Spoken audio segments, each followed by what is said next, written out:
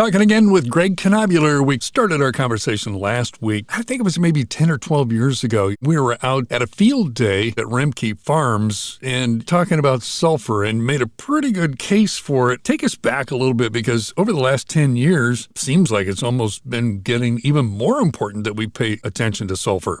Well, Rob, sulfur, as time goes on, is something that becomes more and more important each additional year. So I think just understanding the need for sulfur and the importance needs to be a part of your system. Yeah, going back, I think maybe a little bit of history on it. We used to get sulfur just falling out of the sky, right? Yeah, so I think a lot of people understand that, but the Clean Air Act, we basically have low sulfur diesel fuel, and smokestacks can't emit sulfur in the atmosphere anymore. So we don't get free sulfur every time it rains, which used to be what was called acid rains. Yeah, right. And that was the sulfur component that we used to get for free, so we never had to worry about it. But we no longer get acid rains. So the crop has essentially burned up the pool of sulfur that has resided in our soil. So now we're at a deficit. So if it doesn't fall from the sky, you got to put it back somehow. Talk to us about why it's so important that sulfur be a component of our recipe of nutrients that we need to give our soil. Well, so majority of plants, corn, soybeans, alfalfa, even wheat, they require a certain load of sulfur from a mere nutrient standpoint. So I categorize sulfur in the macronutrient. So it's needed in decent quantities to support any given crop that we grow. So the fact that our soils are essentially depleted, we have to replenish or replace it somehow. And sulfur is an important amino acid. It helps a lot of cation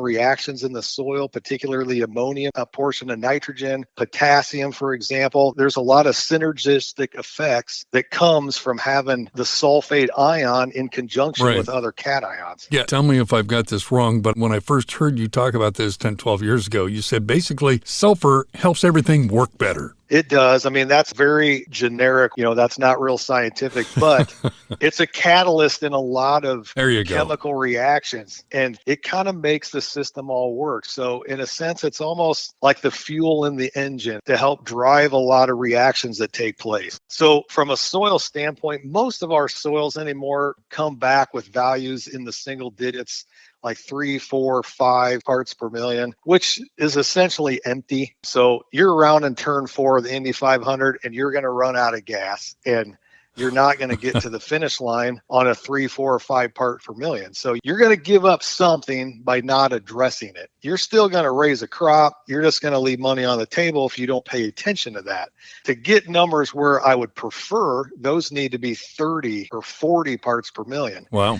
You can make it get there with things like gypsum applications of high rates of like 1 or 2 tons of gypsum. But sulfur is an anion, which is a negative charge element, and your soil is negatively charged. So they don't have a natural affinity for each other. So as a result, sulfur moves with water. They don't naturally hold each other. So every time we get a rain event or heavy rains, like we're getting last week, and it looks like we're going to get this week, that will help drive sulfur out. So even if you fix your values, they don't persist forever, maybe a year or two, because precipitation and moisture just drives them. So you got to kind of manage sulfur on an annual basis, so to speak, kind of like you would nitrogen. So it's a perpetual problem that will never fix itself. So you got to keep that in its system to keep that bucket full. So what's the most efficient way to get those numbers up when it comes to sulfur? Well, you can get the numbers up instantaneously with a high rate of gypsum, for example, like a 1 or 2 ton application. It'll get it there. However, it will only last a year or two. So the cost of doing that doesn't really overcome the benefit. So you have to measure cost benefit or ROI. My suggestion is kind of a spoon feed approach. So put sulfur forms out there for that season's crop and treat that season. And then the next year you do the same thing all over again. So there's multiple forms of sulfur, like ammonium sulfate or pelletized gypsum, for example. There's even elemental sulfur, and it all kind of depends on your farm, your situation. There's not a single silver bullet. There's a handful of ways to kind of attack this thing. Not that any one is better or worse.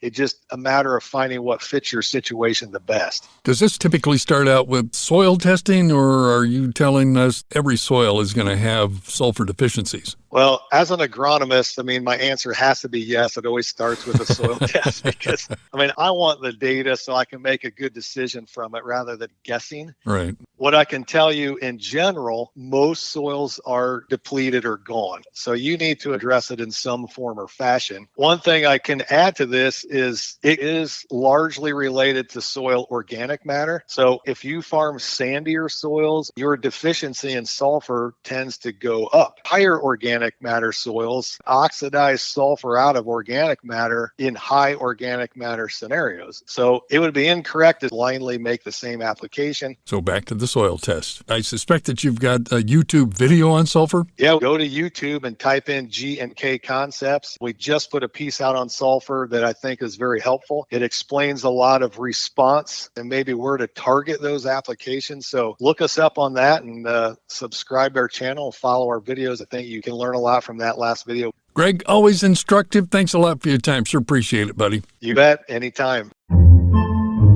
Podcasts by Federated Media.